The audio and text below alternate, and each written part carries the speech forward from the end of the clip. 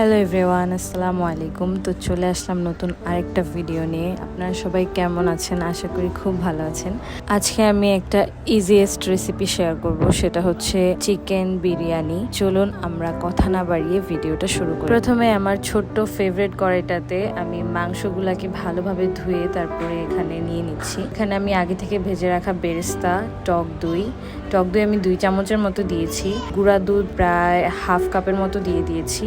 আর আদা বাটা 1 চা চামচ, রসুন বাটা 1 চা চামচ, আর তার সাথে বিরিয়ানির মশলার অর্ধেকটা আমি এখানে অ্যাড করেছি। মশলা অ্যাড করার পর বেরেস্তার যে তেলটা ছিল সেটা আমি এখানে অর্ধেকের একটু বেশি অ্যাড করে দিব, আর অল্প একটু রেখে দেব পোলাওতে দেওয়ার জন্য।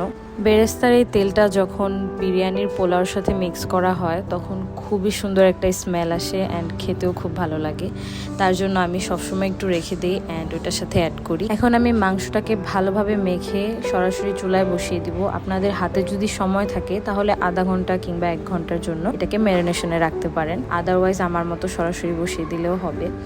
তো যাই হোক, এটাকে আমি এখন কষিয়ে নিব। আমি জাস্ট যতটুকু পানি এটার মধ্যে অ্যাড করেছি ওইটুকুই সোক করে নিব, আর এটাতে এক্সট্রা কোনো পানি দিব না, অতটুকুতেই সিদ্ধ হয়ে যাবে। এই পর্যায়ে আমি একটা লেবুর হাফ কেটে এখানে অ্যাড করে দিয়েছি, কারণ লেবুর যেই ফ্লেভারটা এখানে অ্যাড হবে সেটা আরো ভালো লাগবে খেতে। তারপর আমি আরেকটা প্যানের মধ্যে একটু তেল গরম করে নিচ্ছি।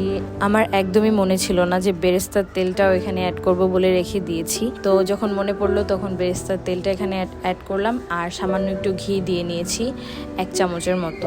তারপর অল্প একটু পেঁয়াজ কুচি আর লবণ দিয়ে পেঁয়াজটাকে নরম করে নিব।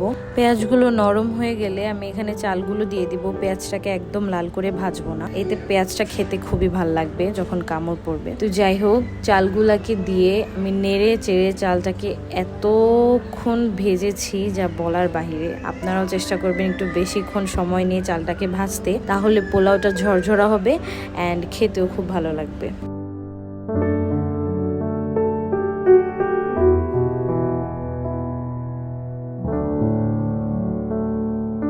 চালটা খুবই ঝরঝরা হয়েছে।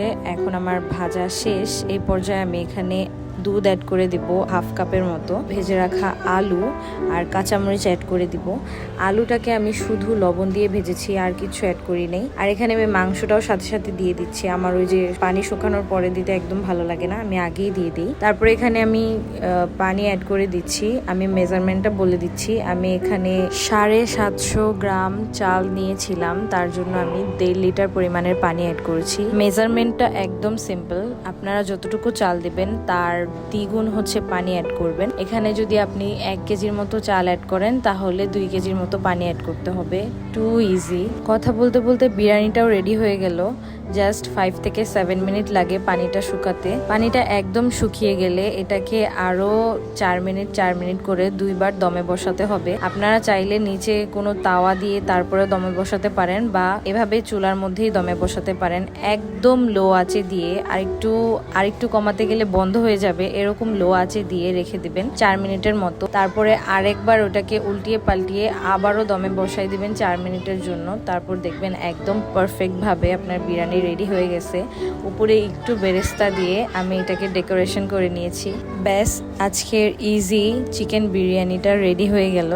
রেসিপিটা যদি ইজি লেগে থাকে অ্যান্ড ভালো লেগে থাকে তাহলে অবশ্যই বাসায় ট্রাই করবেন অ্যান্ড আমার সাথে শেয়ার করবেন। বিরিয়ানিটাকে সার্ভ করার জন্য এখন একটু বেরেস্তা আর একটু ধনেপাতা দিয়ে এটাকে ডেকোরেশন করে নেব খুব সুন্দর করে। That's it for today. দেখা হবে নতুন কোনো ভিডিওতে নতুন কোনো রেসিপি নিয়ে। ততক্ষণ পর্যন্ত সুস্থ থাকবেন, ভালো থাকবেন। পেজে একটা ফলো দিয়ে আমার পাশেই থাকবেন অ্যান্ড ভিডিওটা ভালো লেগে থাকলে অবশ্যই একটা লাইক করে দিবেন। আল্লাহ হাফেজ।